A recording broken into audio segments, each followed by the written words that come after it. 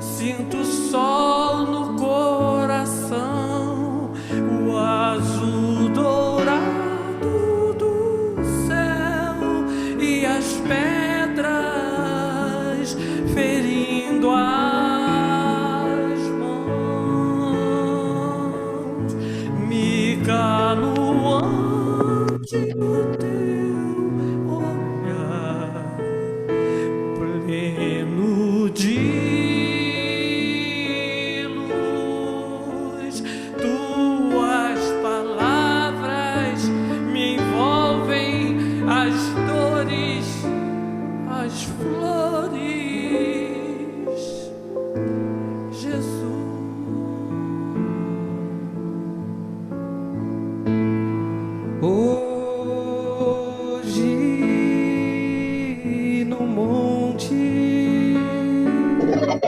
nossas vidas, tuas mãos, mesmo as estrelas não têm o teu brilho e amplidão,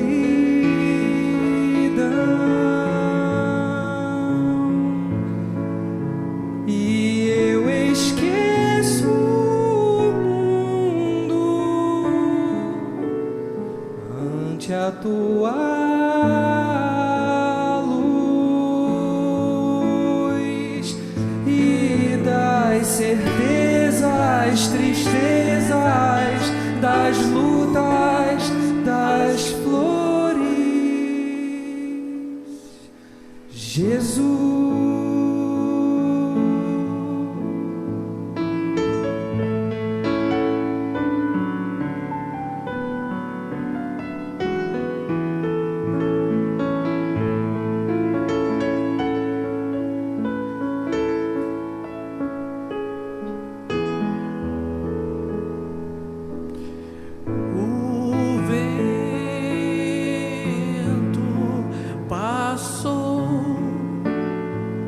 Me levou a recordar aquelas pedras nas quais me feri para te encontrar,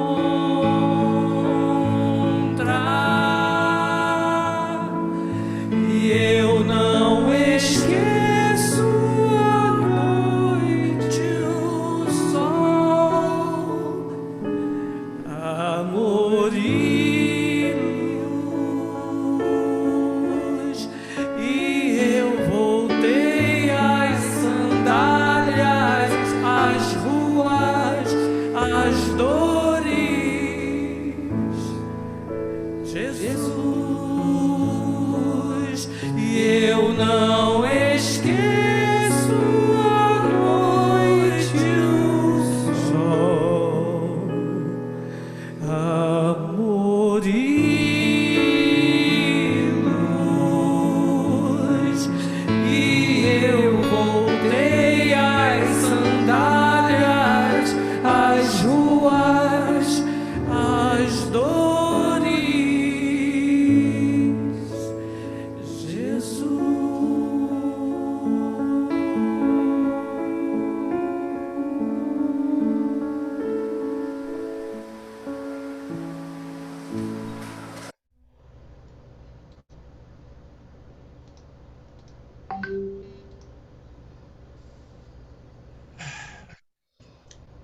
Vamos então agora buscar serenar nossos corações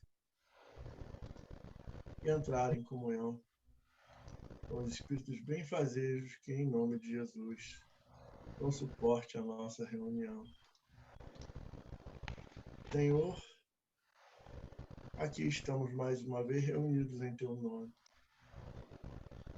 dando início à primeira reunião do Teu ano de 2021, no nosso planetinha Terra.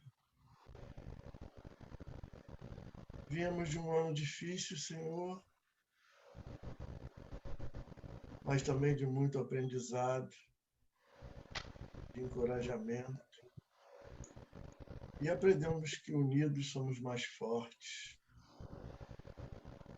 E assim nos conseguimos fazer o teu mandamento de brilhar a nossa luz, que só tem sido possível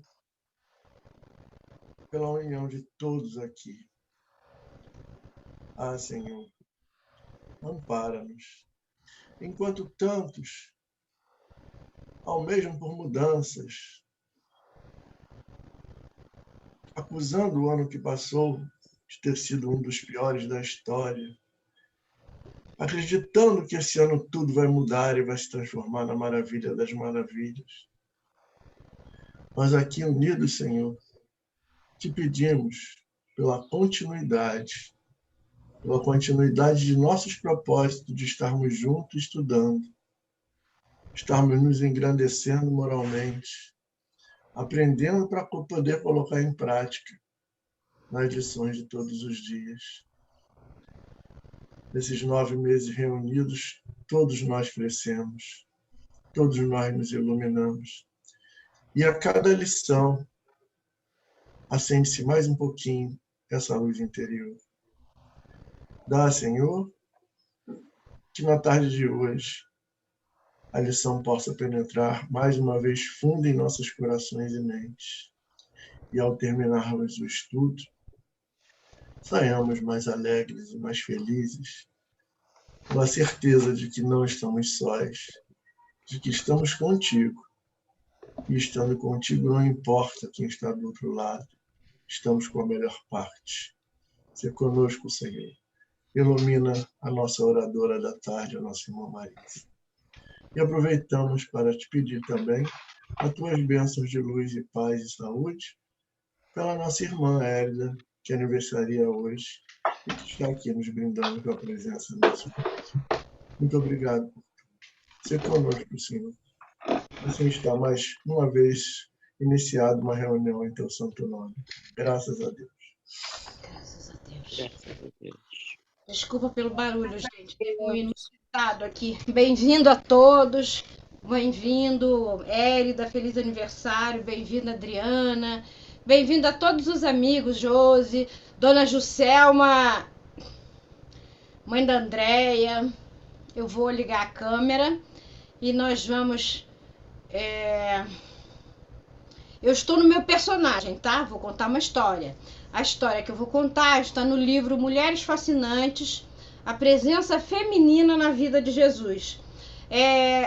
Essas histórias são histórias colhidas pelo espírito Leon Tolstói. Elas foram colhidas no mundo espiritual de mulheres que passaram na Terra no mesmo tempo que Jesus estava aqui encarnado, e elas conheceram Jesus e modificaram suas rotas, suas trajetórias, mas elas não passaram a história humana.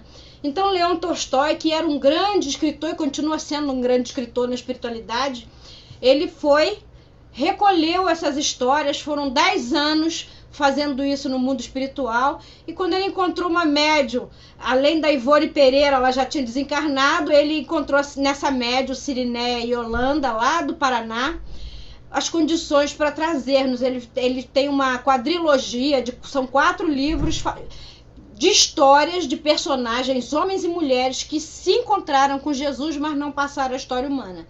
E o Mulheres Fascinantes conta da presença feminina na vida de Jesus. Então, a história que eu escolhi, e eu vou dizer como eu escolhi, toda vez que eu vou fazer um estudo, eu faço uma prece antes, peço inspiração. Eu peguei o livro, fiz a minha prece ontem à noite, antes de me deitar, já foi hoje, né? E falei, Senhor, me inspira, qual história? São muitas histórias. Eu peguei o livro, abri e olha, que felicidade. Caiu justamente na história que eu menos lembrava. É a história da Raquel, a dançarina. Viu, Raquel? Não é a nossa Raquel, não. Pode até ser, mas eu acredito que não seja.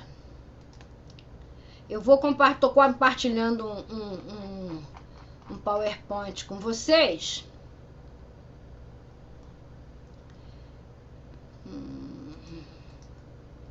Luciano, onde você tá?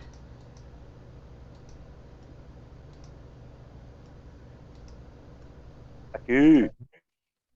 Ih, peraí, cadê você? Como é que eu faço para ele ficar grande, que eu já esqueci? PowerPoint? Não, você vai no processo de sempre, compartilhar, share screen, clica lá embaixo depois que abrir a tela nos dois quadradinhos. E quando abrir, você toca para coloca a apresentação de slide e ele abre. Tá. Então, vocês estão vendo? Tá bonitinho aí? Não, não tá não, Robert. Só tá com a foto do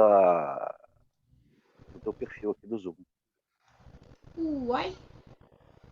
Cadê ele? Peraí um pouquinho, gente. Só um Tem que estar instantinho, tá? Tem que estar aberto lá embaixo da bandeja. É, eu não botei na bandeja, esqueci, gente. Só um instantinho que eu vou na bandeja, tá? Probleminha tacanocos.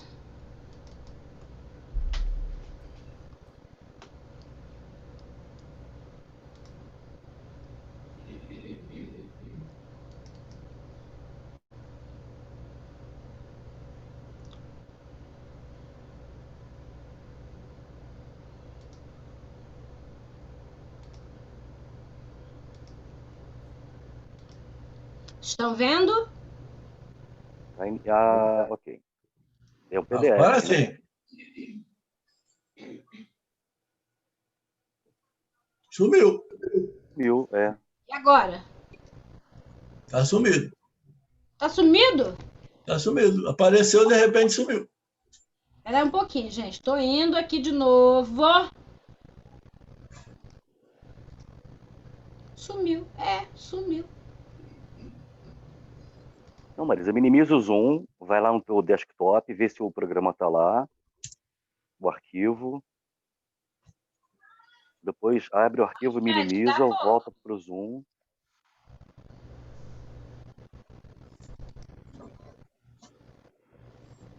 Pronto. Ele tá aqui. Share screen. E agora? Aparecendo. Vai aparecer. Apareceu. Uhul. E... Marisa, esse triângulozinho à direita aí, no meio, vai descendo, desce. Aí, isso. Isso, clica. Isso, Pronto. beleza. Beleza? Aí você, aí se você quiser, você pode dar um zoom lá em cima nas duas bolinhas do lado da mão. Ó, saiu de novo. As duas bolinhas do lado da mão. Ah, tá. Não sei o que você fez, mas sumiu de novo. Zoom. Agora, voltou? Não. É só pro Marco Celeno que não voltou ou pra todo mundo? Não, geral. Geral. Só um instante, povo. Sou eu que tô fazendo coisa errada. Mas eu já estou fazendo a coisa certa. Olha, dizem que o que a gente faz no dia 1º faz o ano inteiro, hein? Ah, para com isso. Foi? Ainda não. Vai.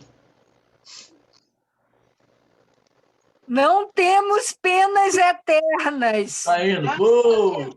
Isso Dessa mesmo. vez veio maior. Agora tá bom. Não mexe mais, não mexe mais. Tá tudo certo. Então, olha só, gente, Mulheres Fascinantes, boa tarde a todos.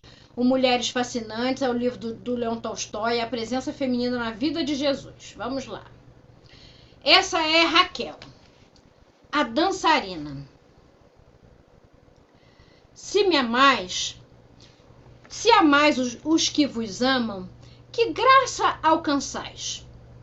Pois até mesmo os pecadores amam aqueles que os amam. E se fazeis o bem aos que vo-lo fazem, que graça alcançais? Até mesmo os pecadores agem assim. Evangelho de Lucas, capítulo 6, versículo 32 e 33. A vingança é um dos últimos remanescentes dos costumes bárbaros que tendem a desaparecer dentre os homens. A vingança é uma inspiração tanto mais funesta quanto tem por companheiras assíduas a falsidade e a baixeza. Com efeito, aquele que se entrega a essa fatal e cega paixão quase nunca se vinga a céu aberto. Então, a vingança é do que nós vamos falar, daquele defeito moral seríssimo, filha dileta do orgulho, que nos infelicitou e ainda infelicita a vida em inúmeras reencarnações. E é sobre isso que nós vamos falar sobre nessa história que o Leão Tolstói vem trazer pra gente. Há muito tempo atrás, há 2000 e pouquinhos anos, na época em que Jesus já estava na terra, em certa cidade nas cercanias de Jerusalém, a noite já havia caído algumas horas. Uma luxuosa vivenda, um tanto quanto afastada do centro dessa pequena cidade, mas muito luxuosa e confortável, tinha àquela hora da noite os archotes, ou seja, as lamparinas a óleo, todas acesas. Haviam homens e mulheres dentro daquela casa elegantemente trajados. Era uma casa de fino trato, luxuosa. E a gente percebe pelo movimento de liteiras ou escravos carregando senhores que havia movimentação festiva na casa. Um perfume muito forte, mas extremamente sedutor, saíam das bandejas de incenso. Haveria uma festa, com certeza. Todos pensariam. A brisa noturna trazia para o viajor que saía nas ruas perto dos muros desta luxuosa vivenda o som das risadas. Sim, eram tantas risadas, umas altas, escandalosas, outras mais abafadas, que o observador atento, se fixasse os ouvidos à atenção, ouviriam. Os jardins desta casa eram imensos. Era realmente uma luxuosa e imensa vivenda. Haviam nesses jardins carramanchões floridos com banquinhos semi-iluminados, propositalmente semi-iluminados, onde haviam casais entregues a arroubos sensuais sob esses carramanchões floridos, ou simplesmente pelos matos ali, no anonimato, à meia luz. No imenso salão de festas desta casa, a luz ardente das velas aromáticas deixava assim um ambiente saturado, e aquele perfume ele ia se miscuindo nos que lá chegavam, e como que todos estavam entregues a uma só inspiração. Pois bem, vê-se aparecer diante dos convidados daquela casa, onde a festa já ia a altas horas, e como que ela que tivesse esperado o vinho fazer efeito e os arroubos apaixonados, então eis que surge ela. Cabelos longos, movimentos sinuosos, cheios de graça, ela foi se aproximando, os longos véus ondulando ao ritmo do movimento de seu corpo, cheio de graça, pulseiras e colares de ouro tinindo, como se acompanhassem os instrumentos que a faziam bailar. Lenta e sensualmente, seu corpo ia se livrando dos panos transparentes, deixando-os cair no solo, revelando um corpo ainda muito jovem, de perfeita beleza e sumariamente protegido por um pequeno traje recoberto de pedrarias preciosas. Os cabelos eram longos, chegavam até as suas espáduas, a cintura finíssima, como uma vespa, e a luz ia refugindo, a luz da vela ia refugindo naquele corpo, e seus olhos semicerrados iam entrevendo, né? Não via porque ela dançava com os olhos semiabertos, como se fosse uma esguia serpente. Ela entrevia com satisfação e volúpia todo o desejo daqueles homens e a inveja mal disfarçada das belas mulheres que também estavam por lá. Os sons de repente se aceleravam e o corpo da dançarina cada vez mais rápido, pés desnudos e muito delicados, adornados por finas pulseiras de ouro. Eles iam impulsionados pela inspiração da música. Gradativamente, os sons e os acordes iam se tornando mais lentos, mais suaves, e o corpo da dançarina assim como que enlangueceu, voluptuosamente acompanhado, até que ela termina a sua apresentação. abandona no solo as sedas poucas que a recobriam e seus véus, e sedutor e sugestivamente entrega a um dos seus admiradores e sai em meio ao silêncio e expectação desses inúmeros homens e mulheres que lá estavam. De repente rompem-se aplausos, gritos, assovios, todos querem aquela mulher, todos se lançam dinheiros, moedas de pratas e de ouro, na intenção de que ela lhe cedessem os seus favores.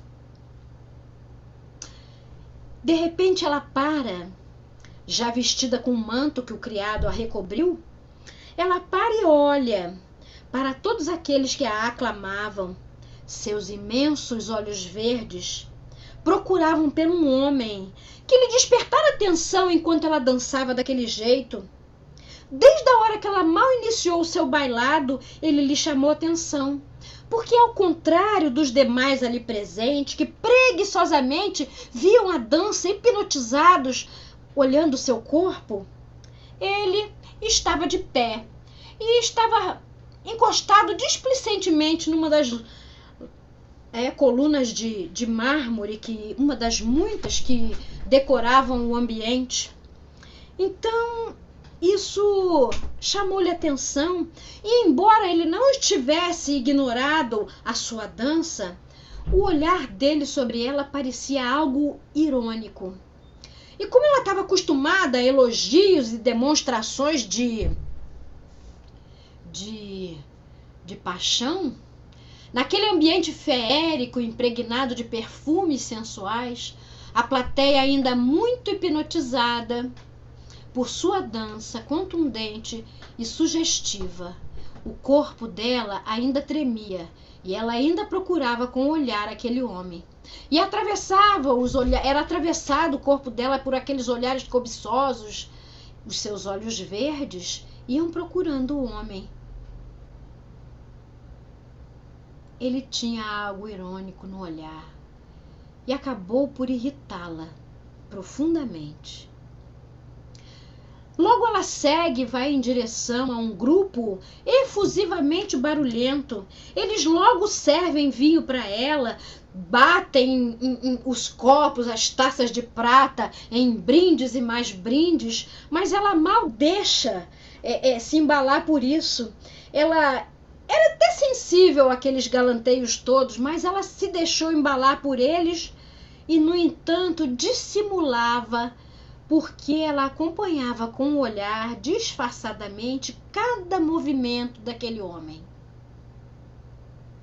Acostumada com esses elogios, com as demonstrações de carinho, de admiração, a atitude daquele oficial romano, sim, porque ele era um oficial romano muito bonito, alto, braços fortes, rosto queimado, olhos azuis.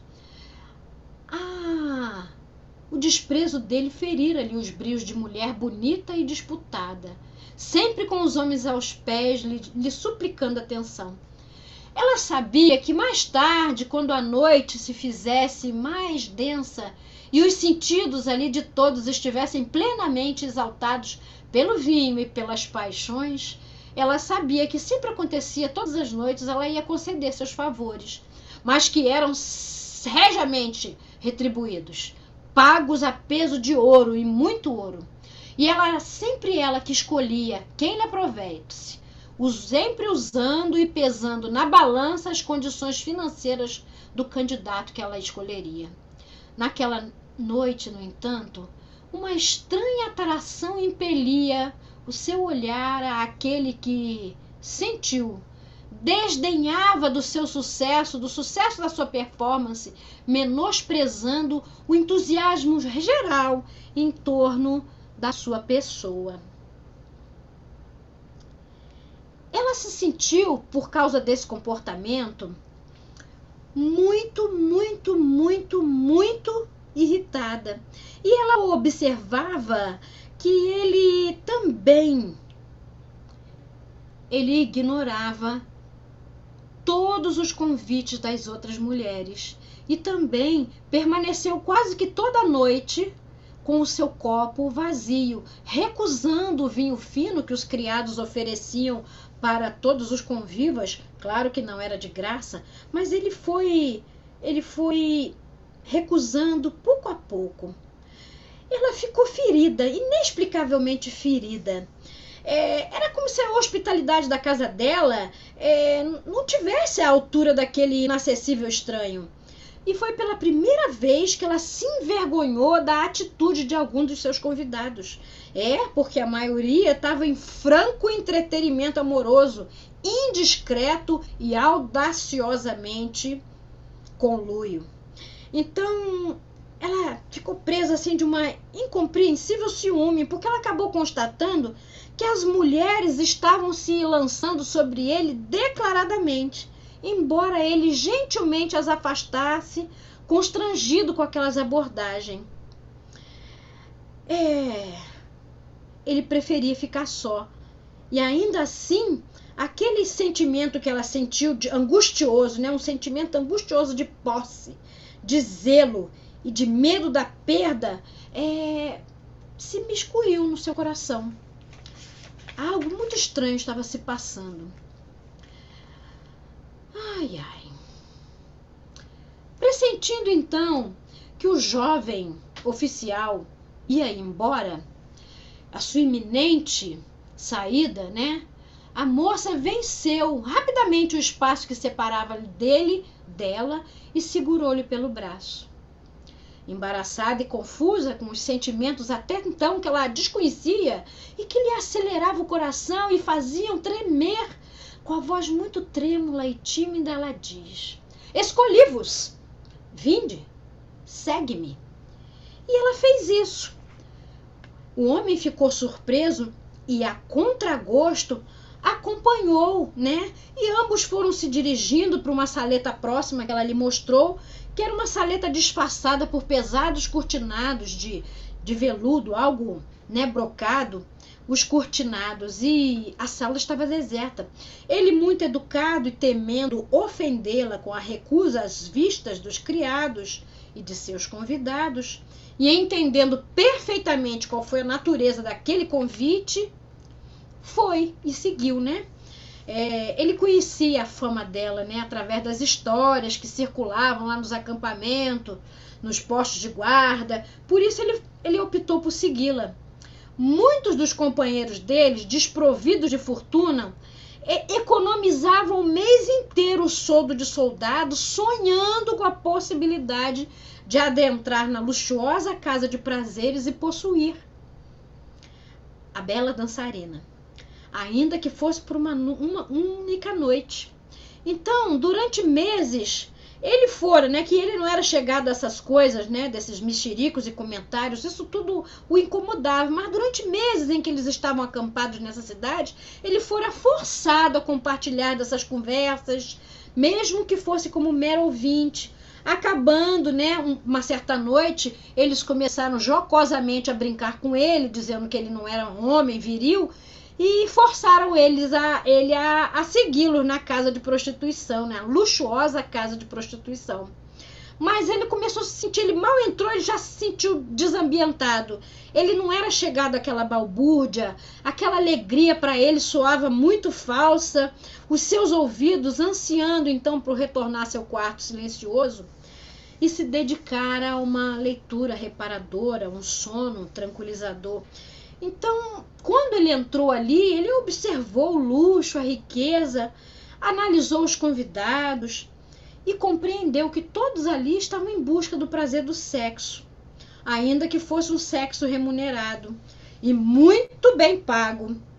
As exóticas iguarias, a qualidade do atendimento, a excelente qualidade do vinho assegurou a ele, por observação, que era uma casa muito rica. Mas quanto àquelas mulheres, que sem dúvida ele achava todas belíssimas, ele tinha dúvida se elas eram felizes, E ele sempre cogitava disso.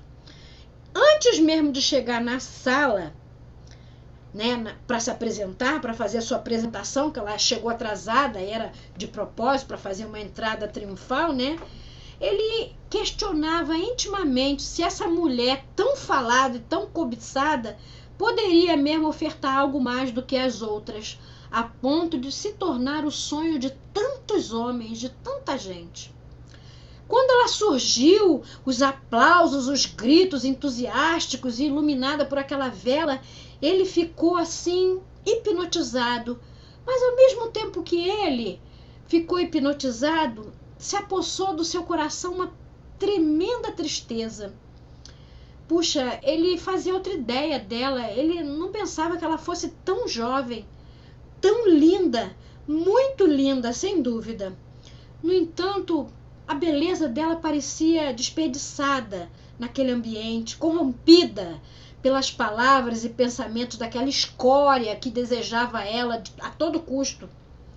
E enquanto ela bailava, ele não conseguia desviar os olhos dela, atentando para os seus longos véus. Ela pareceu a ele uma frágil borboleta que desafiava a luz, mas que fatalmente queimaria suas delicadas e translúcidas asas. Então, entregue àquela dura realidade, ele tinha certeza que ela seria destruída. E isso, sabe, acabou com ele, deu uma tristeza nele. Era também por isso que ele queria ir embora. E ela, né, ela se despiu, embora estivesse irritada, porque ela entendeu mal o olhar dele, né? Ela se despiu do orgulho e falou para ele, né? Agora estava ali na frente dele, naquela saleta, né? Ela ansiava por tê-lo e não entendia por quê. Olha, ele tinha certeza que, embora ele fosse o oficial romano, ela tinha percebido que ele não tinha tantos proventos, nem a bolsa cheia de ouro e prata. Então, eu não sabia, ele não tinha entendido por que ela tinha chamado ele, porque ele sabia pela fama que ela só pegava os homens ricos. Então, era fora de questão para esse soldado, para esse oficial, economizar o soldo para ter uma noite com essa mulher. Ele procurava para ele sentimentos e emoções mais puras, mais duradouras. Quando ele fosse ter uma mulher, ele queria muito mais do que um lindo corpo. Então, quando eles chegaram na sala, com muito cuidado, ele dispensou o privilégio e pretextou, né, para não humilhá-la. Ele disse que tinha que urgentemente voltar para o quartel e reassumir o trabalho, que tinha tido uma emergência. Sugeriu até ela que fizesse outra escolha. E ele fez isso com muito tato, né? E ela, deitada num triclínio, que era uma espécie de sofá, ela estava totalmente convidativa. Totalmente. Então ele sugeriu a ela uma outra escolha, muito sem graça, muito sem jeito mesmo. Então ele a deixou ali no meio das almofadas e ela ficou assim estupefata com o desfecho daquela situação. Pela primeira vez na vida, ela se deixou levar por um impulso do coração dela e recebeu uma afrontosa negativa. E nunca ela tinha sido rejeitada antes. Ao contrário, era ela que rejeitava. Ela era uma linda mulher, ruiva, de corpo perfeito, uma dançarina exíbia, imensos olhos verdes, uma mulher de beleza ímpar. E foi nesse momento que a vingança se delineou na sua cabecinha, sabe? A mente dela, convulsionada de orgulho, de muita vaidade, ficou tão humilhada que lágrimas de raiva e humilhação lhe escorreram pela face e borrou toda a maquiagem que foi feita por uma criada. Eu queria chamar a atenção que essa moça, ela, depois vocês vão ver adiante, que ela era de origem humilde e fugiu para melhorar de vida. Mas o engraçado é que a ideia de melhorar de vida que ela tinha 2000 anos atrás é a mesma ideia que muita gente ainda tem. Ah, eu quero ficar rico, eu quero crescer. E quando está rico, enquanto cresce financeiramente, não cresce emocionalmente, nem amadurece emocionalmente. Então, quando a criada pintava, ela gritava, ela xingava, ela chutava a criada por quando fazia alguma coisa que ela não queria. Então, ali ela estava de posse da riqueza, mas completamente pobre de amadurecimento espiritual. Essa era a situação da nossa personagem. Irritada, ela abandonou rapidamente ali aquela saleta e se foi, né? Entrou, abriu umas cortinas que estavam habilmente escondidas no reposteiros e entrou para o seu quarto. E lá no seu quarto deu vazão à sua raiva, quebrou os espelhos, os pensamentos lhe cruzavam a mente, a cabeça começou a latejar de um modo pungente. E a preocupação dela, que aquela horrível criatura que me desprezou vai espalhar aos 4 ventos o vexame que me expusera. Eu vou ser motivo de chacota. Como eu vou enfrentar os frequentadores da minha casa? Eu não posso permitir tamanha desgraça, ela pensava, né? O orgulho da criatura, a vaidade falava alto dentro daquela alma e ela temia as represálias. Temia não ser mais respeitada, não poder mais pedir o que pedia para os encontros com ela. Ela decidiu, naquele momento, que ela ia acabar com ele. Como ele ousara, um simples soldado oficial, recusá-la? Quem ele pensava que ela era? Então, quando o dia amanheceu, ele encontrou a mulher andando de um lado para o outro, insone, febril, se remoendo no leito, se virava, ela estava assim atacadíssima. O orgulho roendo-lhe as entranhas. O que ela fez? Ela pediu para o criado correr, aprontar a liteira, acordar os escravos e mandar o servil de jejum. Ela fez tudo isso aos gritos, aos berros, quebrando tudo que via pela frente. Só um instante. E aí, ela muito furiosa, ela foi de liteira com os escravos até a casa de um amigo, desses amigos, entre aspas, que lhe devia o favor, era um alto funcionário de Roma e que doido para estar com ela, e ela estava cozinhando ele para ver se pedia uma quantia maior. Ela logo cedo baixou na casa desse general, né? Era um general muito bem posto, era um preposto de César. Então, após a trocar, né, os cumprimentos formais de etiquetas menos formais, né, esse nobre perguntou para ela os motivos dessa visita. Aí ainda perguntou para ela: será que finalmente você vai aceder aos meus rogos, aceitando compartilhar comigo a sua intimidade? Então, rapidamente os serviçais saíram, né? E ela disse para ele que tinha sido agredida, humilhada, ultrajada dentro da sua casa na noite anterior, quando ele se recusara após desagradável e insensível assédio. Ou seja, ela disse para o general que o homem a assediou e, como ele a recusou, ele foi, a humilhou, brigou e a agrediu. E começou a chorar, né? E, sensibilizado com as lágrimas dela, né, ele disse para ela que tivesse calma, que essa noite mesmo, quando ele fosse na casa dela, tudo estaria resolvido. Então, muito serena, garantida a sua vingança, ela retornou ao seu palácio, que a sua casa era um verdadeiro palácio, né?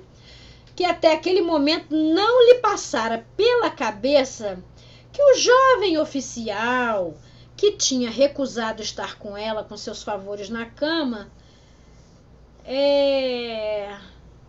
ele não a recusou para humilhá-la, né? Ele simplesmente achava até uma falta de respeito da parte dele a tomar. Ela não tinha, como dizer assim, há tanto tempo que aquela mulher estava vivendo um ambiente totalmente desprovido de grandeza moral e de sentimentos nobres, que ela julgava o posicionamento do jovem oficial romano segundo as regras dela, porque o que se passava com ele eram outras regras.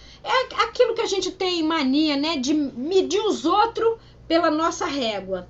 Ela achava que o que ele fez para ela foi uma afronta, porque ela vivia num ambiente que as pessoas viviam fazendo afronta, um ambiente moralmente baixo, e ela não entendeu o gesto dele. Bem, o dia já tinha amanhecido, ela já tinha garantido a vingança, voltou lá pro seu palácio para tentar dormir finalmente. Enquanto isso, o oficial, né, assumiu os seus deveres lá, chegou no quartel, com a serenidade de sempre, porque ele era um homem meio sereno. A noite que ele passou também foi uma noite insone, e por razões diversas, mas ele estava tranquilo quanto à atitude que ele tinha tomado com relação a ela. Ele tinha usado toda a diplomacia que ele conhecia para não magoá-la, mas ele no fundo sabia que ela estava ofendida. Foi impossível não perceber isso nos indignados e surpresos olhos dela, na sua boca trêmula, cerrada. À noite, ele pretendia então voltar à casa dela e se explicar. No fundo mesmo, ele gostaria de vê-la novamente, sondar-lhe a alma, conhecê-la melhor. O incidente, a qual, se fosse com outra pessoa, ele não ia atribuir outra importância, o incidente o incomodava, pois ela era especial. Muito embora ele não concordasse com aquele modo de vida, ela também mexeu com ele. E pensando melhor, ele se interessava pela pessoa dela, mas não colocou preço nesse afeto que começava a crescer dentro dele.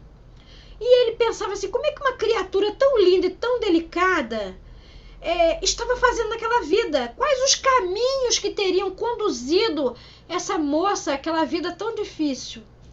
E talvez ainda houvesse tempo para mudanças. De sua parte, ele não conseguia desviar os olhos um instante sequer dela, embora ele tentasse disfarçar. Olha só, né? Ela pensou que ele não estava olhando para ela, e no entanto ele olhou o tempo todo. Bem, eles conversariam e tinha certeza que eles se entenderiam. Impossível uma mulher tão bela, ele pensava, né, de olhos tão inocentes e boca tão gentil, quisesse de boa mente permanecer naquele destino tão cruel. Ai, ai. Logo que passou as primeiras horas da manhã, soldados que ele não conhecia vieram buscá-lo no quartel. Ele os acompanhou, reconhecendo ser eles pelas insígnias o selo de uma importante autoridade de Roma, e julgou tratar-se, né, aquele apelo para seguir, uma ocorrência do trabalho. Qual não foi a surpresa do oficial quando ele foi conduzido, né, a uma obscura prisão, onde eles sabiam que eles costumavam relegar as pessoas no mais total e completo esquecimento. Ele fazia perguntas e inicialmente eram calmas, controladas. Mais tarde ele começou a perguntar desesperado e ele se limitar a ficar calada. Um mutismo assim enlouquecedor. Ainda reclamando dos seus direitos de cidadão romano, ele foi lançado naquela cela escura e obscura, né? E aos poucos o terror dominou aquele homem. Ele gritava, ele compreendeu que colocaram ele ali para que o mundo esquecesse e que ele esquecesse do mundo. Meu Deus! Ele ouvira falar já dos desmandos geradores dessas punições, mas ele era cumpridor de seus deveres. Ele jamais julgara que um dia seria assim atingido tão duramente. E aí a gente tem que falar, né, da solidão que é pagar os boletinhos da reencarnação. Esse moço estava pagando um de seus boletos. Em meio à solidão, defendendo-se dos ratos enormes que teimavam em disputar com ele a pouca comida e fitando as poucas estrelas que ele conseguia entrever pela pequena janela gradeada. Vocês estão vendo? Ele está ali tentando ver uma estrela pela fresta da grade numa noite estrelada. Uma lembrança encantadora povoava-lhe a mente. Uma derradeira e única e consoladora visão. Ela dançava. A sala de onde ela dançava, que dantes era repleta de convidados e pretendentes, achava-se vazia. a coreografia sensual e ardente transformara-se em um poético bailar, repleto de ternura e de sensibilidade.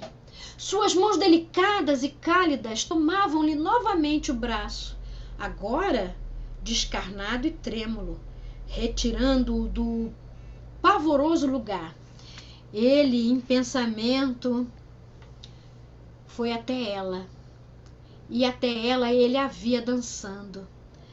Ah, gente, quais são tantos os fios que nos ligam uns aos outros a um passado longínquo. E eram esses fios que estavam exatamente em sintonia nesse instante. E o jovem moço oficial estava passando por uma daquelas fases da vida em que a gente repara o passado. E a sua mais cálida lembrança era voltar o pensamento para a dança daquela que o fascinara. Ela flutuava. E a reencarnação explica esses laços. Na casa luxuosa, os soldados acompanhavam, assustado, a transformação da jovem ama.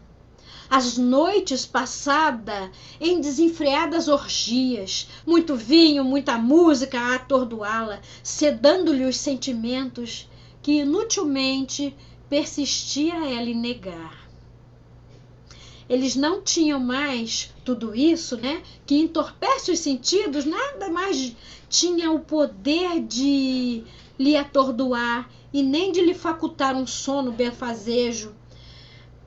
O admirador apaixonado, que lhe satisfizera os desejos de vingança, logo cedo se cansara da novidade da conquista e desviou seus olhares e suas atenções para outros alvos femininos. Sabe, para ela foi um imenso alívio ele ter se cansado dela, pois que a sua presença constante recordava para ela continuamente o que ela fizera com o oficial. Mas era uma coisa engraçada. Quanto mais ela passava em orgias e noites sem dormir e muitos prazeres, cada vez mais essa mulher ficava cada vez mais bonita. Era como se os deuses facultassem o dom do belo para ela, lhe ignorando completamente o sofrimento, cada dia mais linda.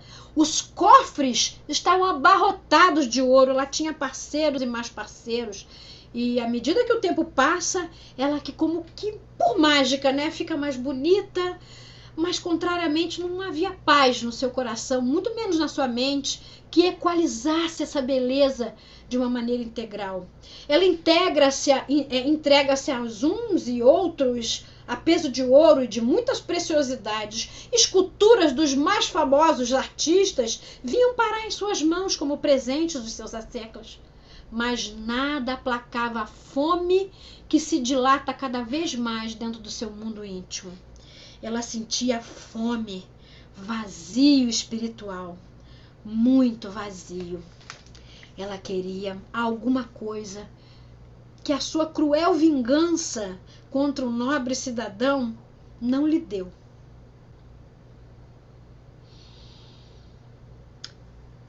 Ninguém em torno de Raquel tocara nunca mais no assunto. Era um milindre para ela. Inicialmente, ela julgou haver interceptado com presteza os comentários do jovem. Ela falou assim, não, como eu corri, fui na casa do oficial e encetei a minha vingança, ele não teve tempo, embora muitas horas tivessem se corrido, ele não teve tempo de espalhar boatos a meu respeito. Mas depois, inteligente como ela era, ela percebeu que ele até tivera tempo suficiente para tecer comentários, se assim ele tivesse desejado, pois ele foi detido muitas horas depois, conforme lhe informara o cúmplice na vingança. Em seguida, para a sua maior tortura, gente, embora não quisesse, ela passou a estabelecer comparações com aqueles que frequentavam sua casa, repletos de prazeres. Eram vazios incapazes de emitir opiniões próprias, submetendo-se aos caprichos e às chalaças das companheiras semelhantemente imaturas como ela. Nenhum tão belo como ele, nem tão expressivo, nem braço tão forte, nem voz tão macia. A atitude adotada pelo oficial, que inicialmente foi por ela classificada como arrogante, assumia cada dia que passava mais dignidade. Ela se oferecera para ele, ele recusara, mas ele fora sincero, afastara também as outras. Talvez ele não desejasse um simples corpo bonito. Ela mesma, ela estava muito cansada de corpos, simplesmente. Sonhava e tinha sede de algo mais. Bem, depois do sexo, o vazio era maior ainda. Sentia necessidade imensa de carinho, de amor, de ternura, numa interminável sucessão da qual restava somente o material. Antes isso bastava. Por que agora era diferente? Os homens simplesmente passavam por seu leito, sem deixar marcas, numa sucessão interminável da qual restavam haveres materiais. Antes bastava. Por que agora era diferente? Assustada, procurava afastar esses pensamentos, pois o orgulho ainda a impedia de reconhecer seus erros. Reparar a injustiça feita contra ele? Impossível. A Aurora sempre então a encontrava invariavelmente desperta, tentando conciliar o sono, uma saudade estranha a dominá-la, uma dor que antes nunca sentira. E o tempo, o grande Senhor, escoava, e a tão esperada tranquilidade por ela não vinha. Ah, não vinha. Ao contrário do que ela esperava, os meses decorreram e ela não vinha. Sabe, naquela noite, quando a casa abriu novamente, entre os convidados da farta mesa, alguém se lembrou, em tom de piada, em tom jocoso, que havia na cidade a presença de um estranho profeta que atendia pelo nome de Jesus. E entre muitas zombarias e sarcasmo, contou que os milagres que eram a ele atribuídos, curas surpreendentes, e embora os da mesa insistissem em desacreditar, ele persistia no assunto, repetindo as histórias e as taças constantemente reabastecidas de vinho, a incentivarem cada vez mais as narrativas repletas de magia e de encantamento, falavam dele. E embora ébria, ela se sentiu surpreendentemente dispersa. Diziam-na na parte pobre da cidade entre os humildes, pois certamente somente eles dariam acolhida a tão inconcebíveis ideias. Esse homem, esse profeta, durante o dia pregava, fazendo da praia o cenário para suas palavras. Os pescadores o acompanharam por toda parte, dizendo-se seus discípulos, discípulos de um pobre carpinteiro. Diziam que viera dar notícias de um novo reino. Os romanos que se cuidassem, pois o povo acreditava ser ele o Salvador prometido, o Messias das Escrituras. Rindo, os convivas ameaçavam-no, numa exposição de possíveis represálias, caso houvesse de intentar contra o poder. Certo dia, pretextando uma repentina e séria indisposição,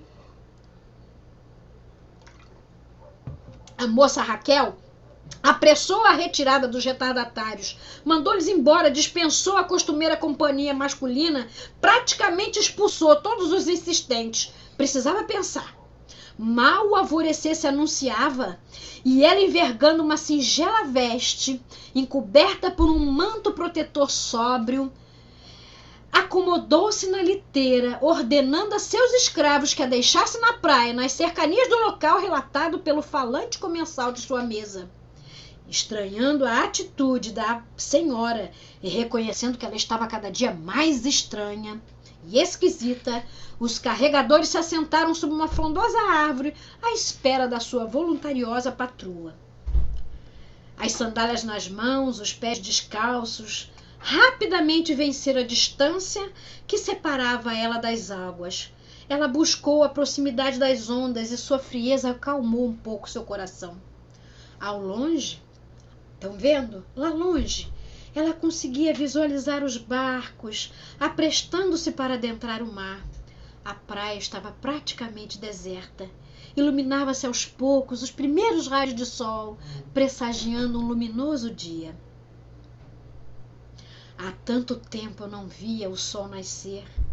Há tanto tempo ela não via a beleza da manhã, criatura notívaga que ela ainda era e que adolescente se tornara. Então, junto às embarcações, cerca de 20 pessoas se detinham, admirando a rósea claridade que se distendia no horizonte. Dentre elas, mesmo à distância, alguém lhe chamou a atenção.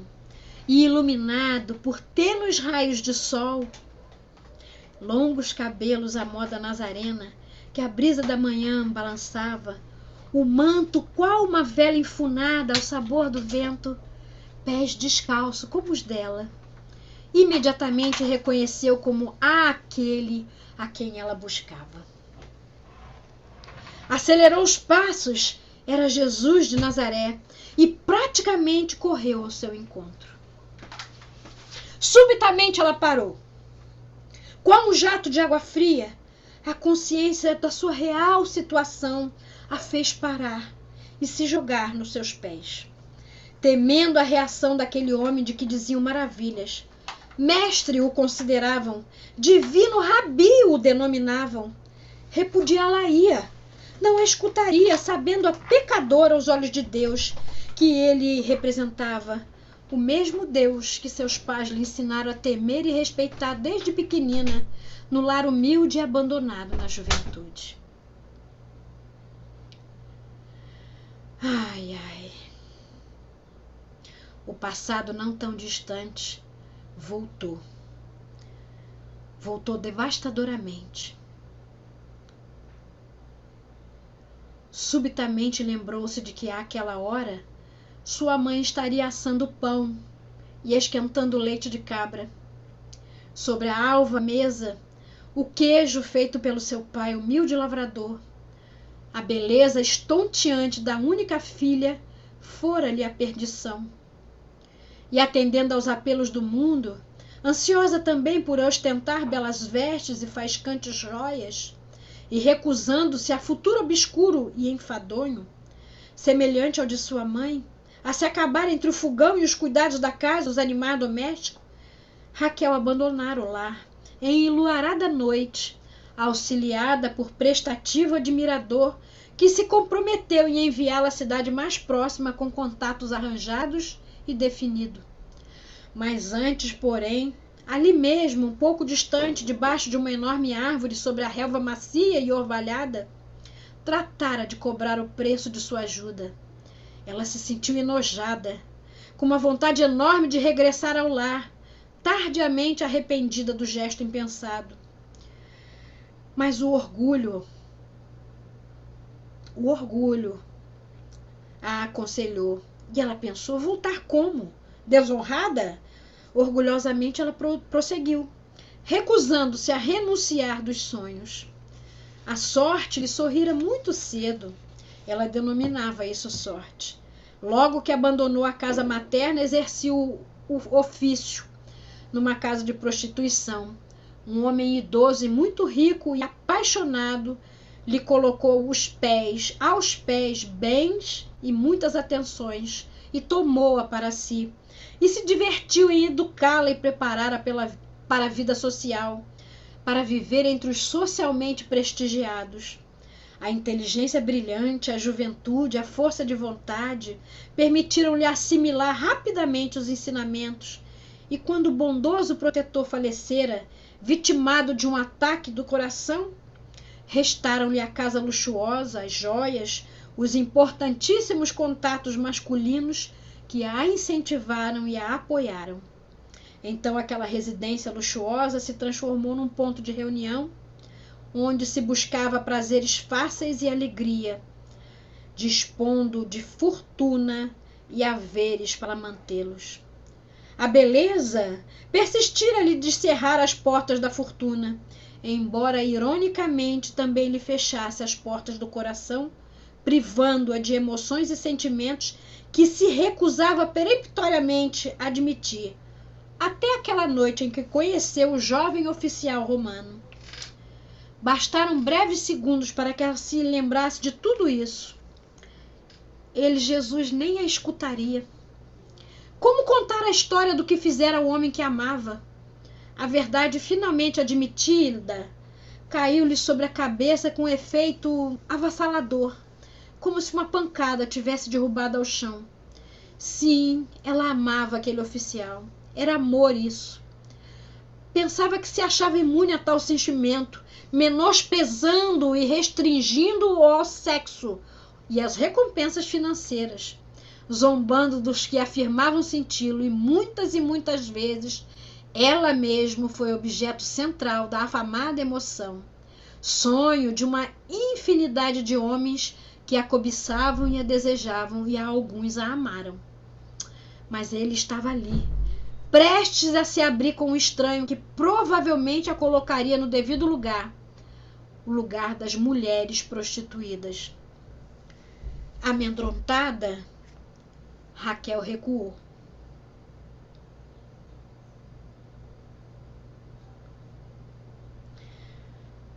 Para seu espanto, a altaneira figura destacou-se dos companheiros e foi-se na sua direção.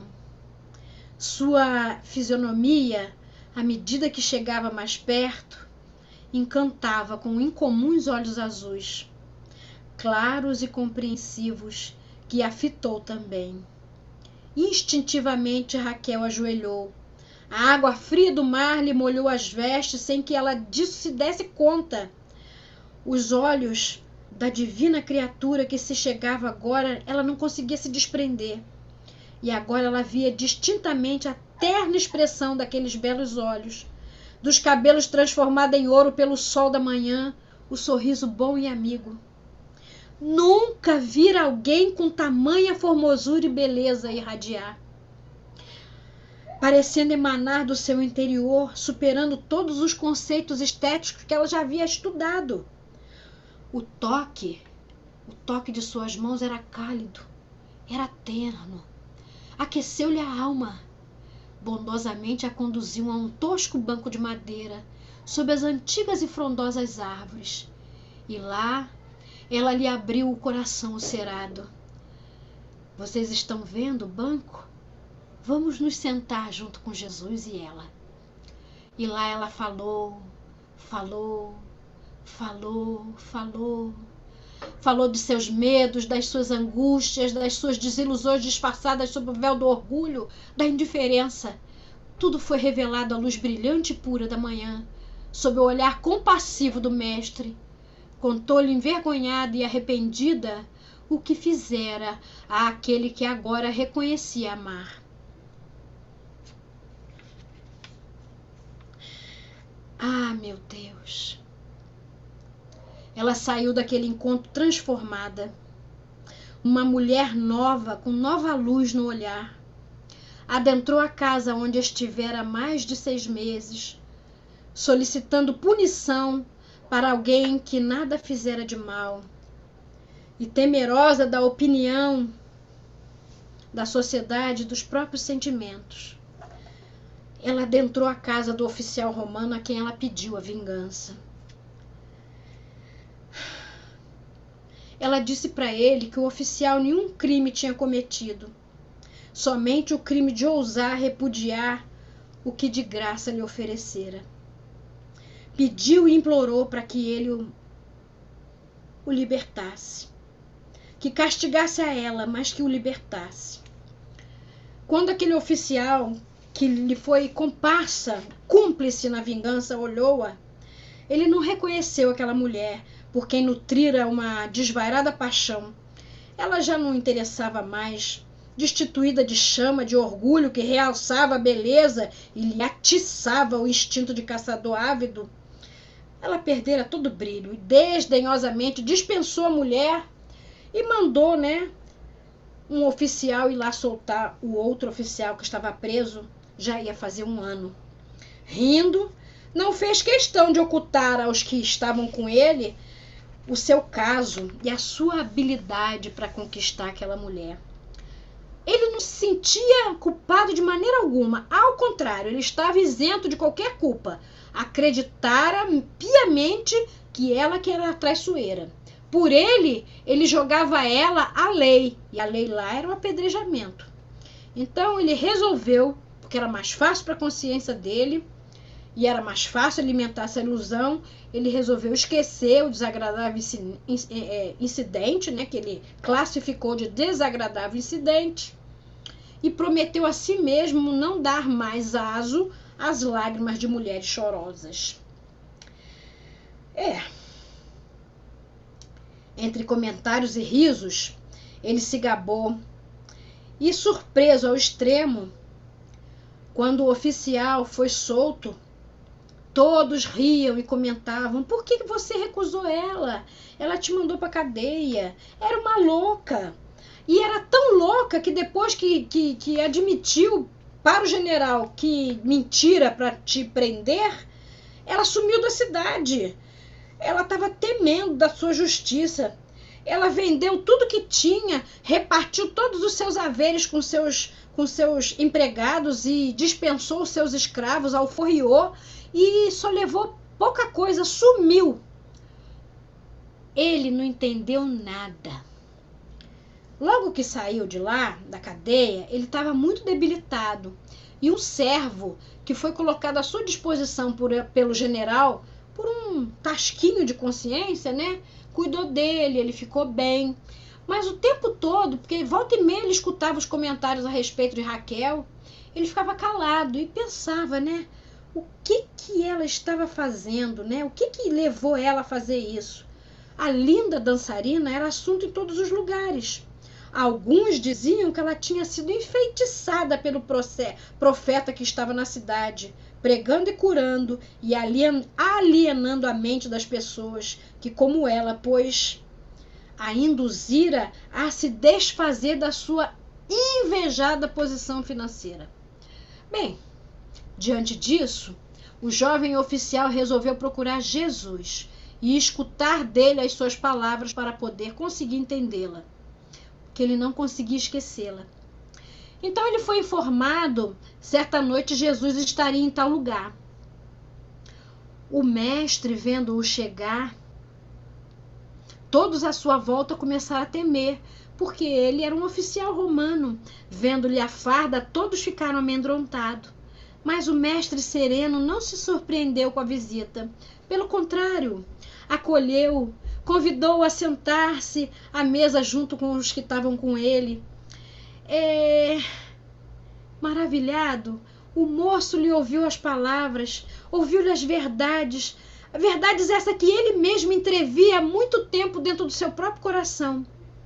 O meigo Rabi falou-lhes na intimidade do lar simples que o acolhia sobre a mulher, sobre Raquel, e santificando-lhe a missão. E exortou aos homens de bem a protegê-la e a ampará-la, libertando-a do pesado dano, né? Do pesado dano que a atingia. O estigma da prostituição era muito pesado.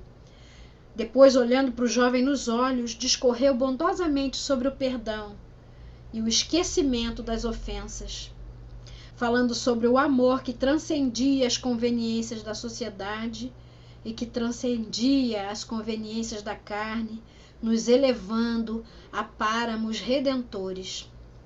Quando encerrou a pregação, todos se retiraram, menos o oficial, que ousou chegar perto do mestre para que ele pudesse lhe confidenciar o segredo pelo qual o seu coração ansiava descobrir. E, no dia seguinte, num sítio humilde, longe, bem longe da cidade, numa obscura aldeiazinha, ele encontrou Raquel junto de seus pais. No olhar deles, ele constatou a alegria.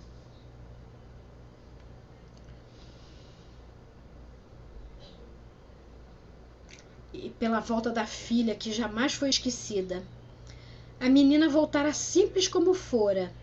Os poucos bens que trouxe, né, colocou toda a vidinha dele em ordem e propiciou a ela e os pais um novo recomeço. De dentro dela, depois daquele encontro com Jesus, brotaram virtudes sufocadas por anos de medo, ansiedade, indiferença, ambição. Camadas de egoísmo, de luxúria, caíram por terra, relegadas ao ínfimo plano pelas palavras esclarecedoras de Jesus. Sentimentos e emoções recalcados surgiram à tona. Sentiu-se viva novamente, apta a enfrentar os atos que praticara com coragem e discernimento. Ai, ai! E na pequenina propriedade, ela iniciou uma nova etapa existencial, junto com o companheiro e com a companheira renovada, seguidores eles fiéis do mestre gentil e compassivo. Raquel renasceu. Uma parte do depoimento da Raquel, que fica no final do livro. A Raquel, o Espírito disse assim: a Terra é uma escola que nos proporciona importantes oportunidades evolutivas. Vezes sem conta, através de lições profundamente amargas e indiscutivelmente benéficas por se tratarem de aguilhões incentivadores de mudanças e sentimentos, constitui abençoado cenário de episódios de tamanha relevância que jamais abandonam a memória, milênios hajam decorridos. Houvesse aquele influente romano negado a concessão do absurdo e injusto pedido de Raquel, do meu pedido, talvez eu dispusesse de tempo para refletir melhor. Talvez eu enxergasse a nobreza daquela alma, daquele por quem eu me apaixonara, compreendendo que ele jamais tripudiaria sobre os sentimentos de alguém, mesmo sendo este alguém uma mulher equivocada com o amor e o sexo, cujo nome rolava de boca em boca, tema predileto da soldadesca. E à noite ele me procuraria. Muitas vezes, muitas mesmo, eu ponderei sobre nossa doentia troca de interesses, sobre a nossa afinidade vibratória resultando em sofrimento e aprendizado, propiciando a educação do meu espírito em erro e a compreensão do verdadeiro significado do amor, resgatando-me da acomodação, da viciosa rotina de luxo e prazeres inconsequentes. Tempos depois, em reencarnação subsequente, recebi como filho querido aquele que fora a maldosa autoridade, em um deplorável estado de demência e alienação no mundo espiritual, cabendo-me então a difícil e preciosa tarefa de educá-lo segundo os preceitos do mestre muito amado. Então, o cristianismo já se espalhara pelo Império Romano, e a revelia de muitos que tentavam sufocá-lo e de seus adeptos enfrentarem o suplício, servindo de banquete aos animais famintos e ardendo como tochas e tombando aos golpes dos gladiadores. Mais uma vez servia eu ao mestre, e atada ao poste de martírio, elevei a docíssima voz, dom precioso, louvando meu doce Senhor Jesus. Como esquecer? O filho muito amado havia ingressado, apesar da educação recebida por mim e pelo pai, nas tropas que ameaçavam os seguidores do Rabi crucificado, negando Jesus assintosamente, ironizando sua humildade. Novamente, o poder e o dinheiro lhe acenavam, facilitando sua queda. Reencarnações se repetiram, e vagarosamente, amparando-nos o amor lapidando arestas, paciente, gradativamente evoluíamos. Aquele que um dia fora meu esposo acompanhou a nossa trajetória, muitas e muitas vezes assumindo o papel de pai na senda regeneradora de uma alma obstinada. Atualmente, integramos uma equipe socorrista do mundo espiritual, irmanando-nos no atendimento a lares terrenos, principalmente no que concerne aos de difícil relacionamento entre pais e filhos. Sabeis qual o comentário que nos aflui dos lábios com mais frequência? O que falta faz Jesus nesses lares em conflito e dor. Realmente, quão fácil se tornaria a escolha adequada se o Mestre norteasse os passos das criaturas. Os tempos mudam, as coisas se modernizam, as situações clamam por atitudes saneadoras. Mas Jesus continua presente, sábio como nunca, e imprescindível às criaturas. E sob as vistas amorosas do Criador e do nosso governador espiritual, a evolução do planeta se processa na velocidade inerente às conquistas e necessidades de cada ser, mas sempre em processo interativo com o nosso próximo, esteja ele reencarnado ou não, em contínua permuta de vibrações, energias e emoções, numa aprendizagem que flui naturalmente. Assim, o mal de hoje privilegia o bem de amanhã. A claridade sucede às trevas, sem pressa ou violação do ser. Com Jesus sempre presente, a velar por nós pacientemente, aguardando que nos tornemos criaturas angelicais no porvir. Esse é o depoimento de Raquel, a bailarina. Ai, ai.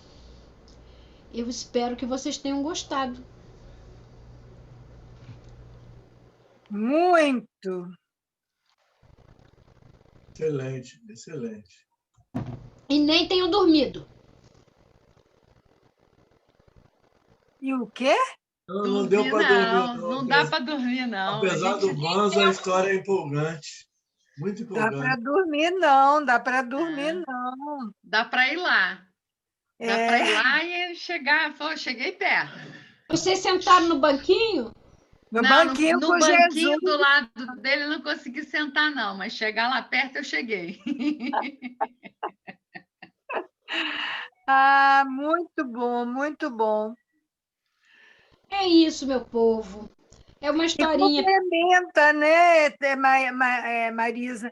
Como é interessante a Tati que comenta muito como são interligados os estudos, porque ontem nós falamos muito de orgulho, e você veja, hoje você escolhe a história, quer dizer, na realidade intuída, inspirada, né, depois da prece, pedindo orientação, e chega uma história que é pontuada aí também pelo orgulho, né? Amai vossos inimigos.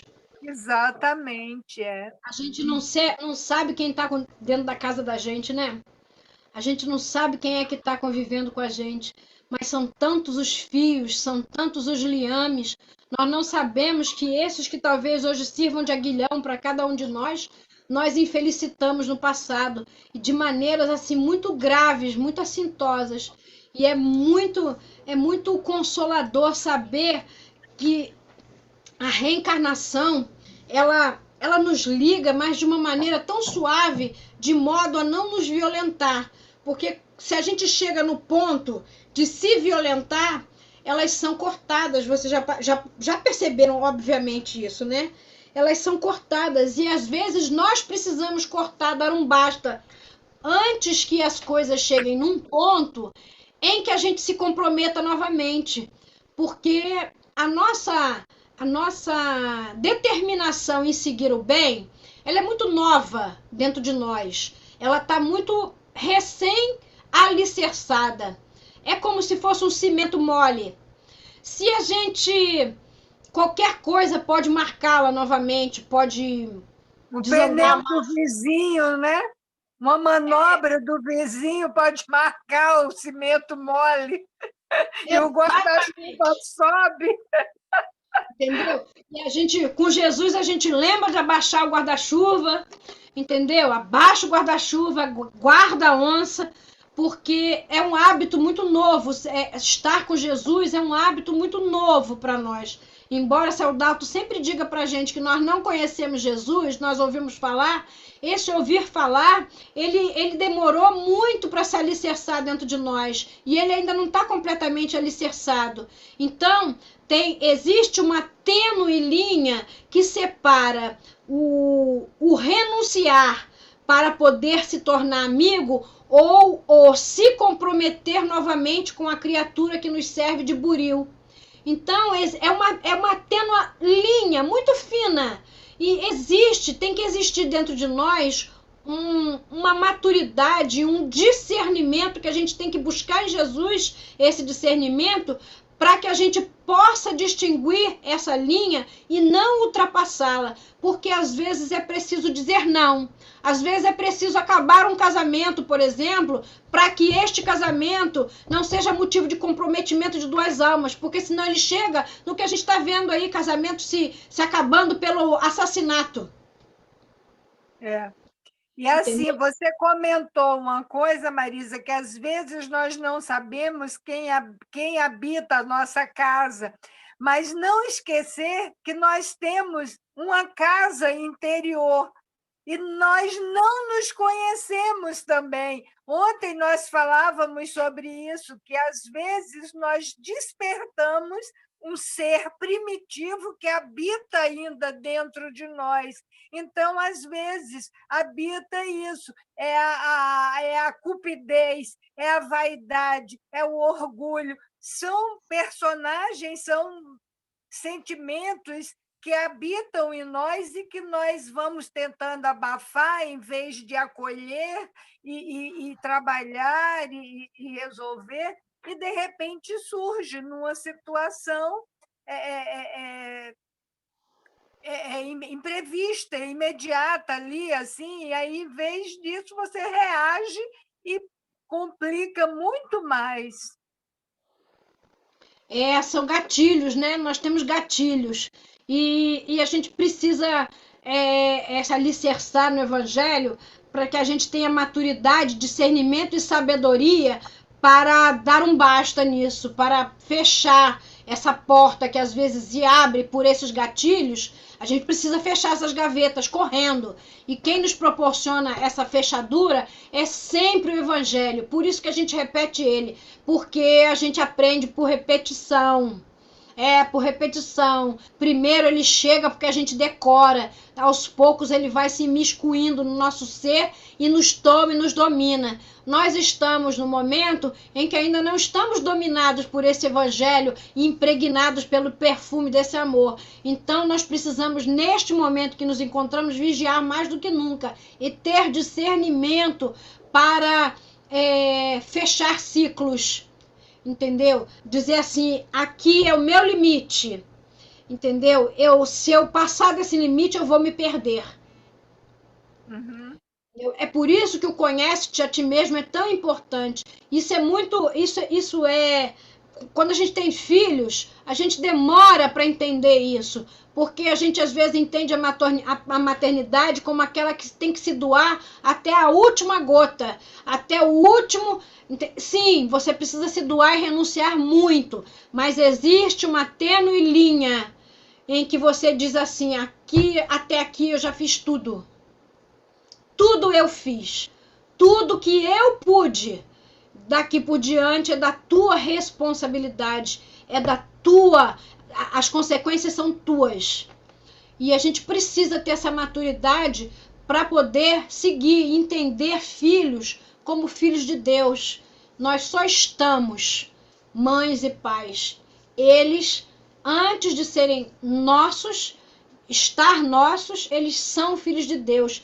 E assim também com amigos, com cônjuges, com um relacionamento, todos os que a gente tem. Nós precisamos cada vez mais alicerçar esse evangelho dentro de nós para que tenhamos a maturidade do discernimento para poder pautar as nossas relações. Entendeu? Porque muita gente diz assim, eu fui vítima de abuso, não é? Mas, na realidade, o que você está dizendo é eu estou com vontade de me sentir vítima.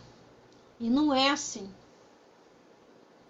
A gente se vitimiza, né? Foi outro ponto de ontem do Evangelho também, que a gente se vitimiza. E que, no caso do oficial que foi preso, podia ser uma injustiça, foi uma injustiça, mas não era um injustiçado. Tinha um boleto a pagar. Então, é por isso que nós falamos que é um complemento, os estudos, parece que vai sendo ali os tais tijolinhos que vão sendo colocados. Olha, vocês ouviram já isso, a semana passada, ontem, antes de ontem. Repete, porque está havendo necessidade de refletir sobre isso. Né? Foram pontuais assim as colocações feitas, muito, muito interessante. Alguém quer falar mais alguma coisa? Tem aqui nesse grupo, eu praticamente li a história, porque eu fui ler ela, como eu falei, essa madrugada. Mas a André é uma contadora de história exímia. O que você achou, André, da história de hoje? É uma história muito tocante, né? Aliás, esse livro ele é maravilhoso, né, amiga? Eu acho que é muito reflexiva, né? Fala muito de como as coisas são efêmeras, né? Eu fiquei pensando nisso por muito tempo. E quando você fala na questão da gente não se comprometer ainda mais, né? Da gente continuar avançando, né? Quando nos deparamos com essas questões que se apresentam e geralmente são próximos, são sempre dentro da nossa família. E no momento nós não entendemos o porquê tanta ingratidão, e aí nós nos colocamos no papel de vítimas, né? Por que ele está fazendo isso comigo? Por que ela faz isso comigo? Eu não mereço, eu me dediquei, eu me doei. E isso nos afeta, sim, porque realmente a ingratidão dói. Mas nós precisamos ter um olhar mais abrangente, né? E entender que nada nos vem de presente, né? Tem sempre um boletim para pagar. Então, é importante a gente compreender isso de uma forma mais ampla. Eu acho que esses estudos, essas histórias, elas são bálsamos para a gente, porque de uma forma artística, de uma forma sutil e às vezes até direta, quase sempre, nos mostram a necessidade da gente ter um olhar mais abrangente, sair dessa questão do eu, né? Do eu, do aqui e agora, e entender, sim, que nós temos uma caminhada muito além desse momento que estamos vivendo aqui. É isso, lindas. A Nádia levantou a mãozinha. Nádia, fala, minha filha. Cadê você? Nádia? Tá ali. Eu quero que alguém fale sobre ingratidão. O que é ingratidão? O que vocês entendem por ingratidão?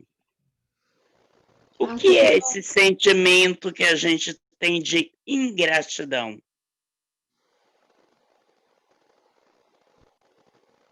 O que é para você, Nádia, ingratidão? Você quer abrir? Devolver a pergunta não vale. Eu posso dizer que a Fala. ingratidão, Claro. porque a gente fica esperando demais do outro. Exato. Esperando demais, não. Esperando um retorno. Esperando do outro. Essa história do boletim para pagar, nós todos temos consciência que nós temos o boletim para pagar. Eu acho que a coisa muda muito de conversa quando a gente entende e quer transformar esse boletim em crédito, que aí a coisa não dói tanto. Ou seja, tá? Você percebe que você não está ali de graça, se você está ali para reparar, mas se você começa a se forçar a reparar, isso dói pra caramba, e você não vê uma saída no fim do túnel. Mas quando você diz assim, não, eu não vou só reparar, eu vou preparar o terreno para no futuro a coisa ficar boa. Aí eu não vou ficar preocupado com a ingratidão do outro, porque eu vou preocupar em dar de mim. Algum momento vai doer? Vai. Algum momento a farpa está ali, a farpa de vez em quando vai machucar. Mas enquanto eu estiver trabalhando em me melhorar e auxiliar aquela pessoa que está ali, né? Porque eu tenho boletim para pagar com ela, sem pensar que eu estou pagando nada, pensando em construir e ajudar aquela criatura a crescer, pensando que eu preciso ajudar aquela criatura a crescer para eu crescer também, jogando amor na situação. E isso é individual de cada um sabe onde é que pode, quanto pode, aonde que ele aperta o calo, não é? Mas eu acho que aí a gente vai ficar ligado na ingratidão e sim vai conseguir fazer o que tem que fazer. E a gente vai ver que nos momentos que dói, né, também passa. Maria diz, isso também passa. Posso continuar a provocação? Posso também só falar, complementando o que o Marco Celeno falou, também nós, quando falávamos de orgulho ontem, que falávamos que nós nos julgamos superiores a tudo e a todos, e nós somos os melhores, então, na realidade, é que, como nos julgamos superiores, nós queremos o reconhecimento.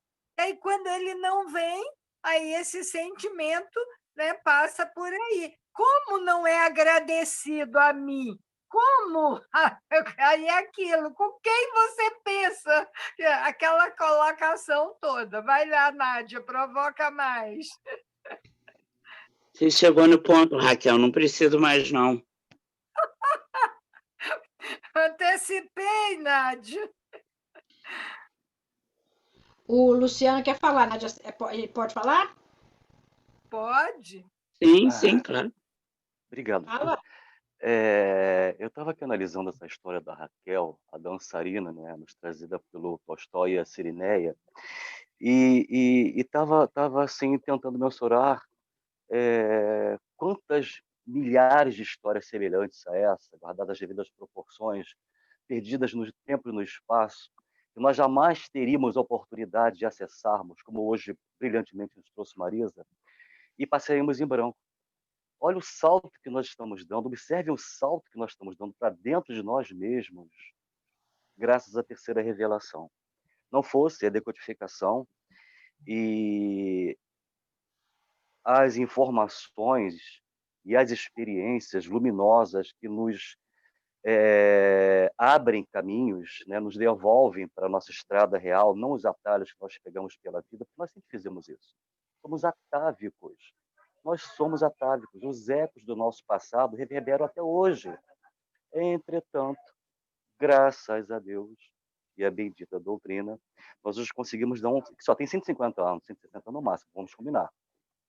E como nós somos milenares, nós não conseguiríamos uma única existência desse salto que nós talvez imaginássemos para nós. Volto a falar, a natureza não dá saltos. Quando nós identificamos em nós as nossas arestas que incomodam no outro e as arestas do outro que incomodam em nós, a partir desse momento, nós já conseguimos iniciar o processo de consolidação do Evangelho em nós.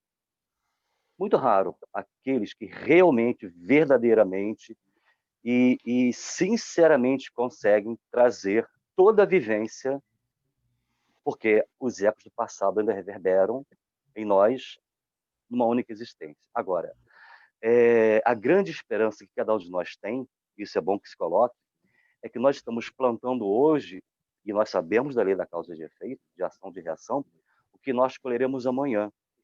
Mas essa colheita, ela também é concomitantemente participada junto com a semeadura.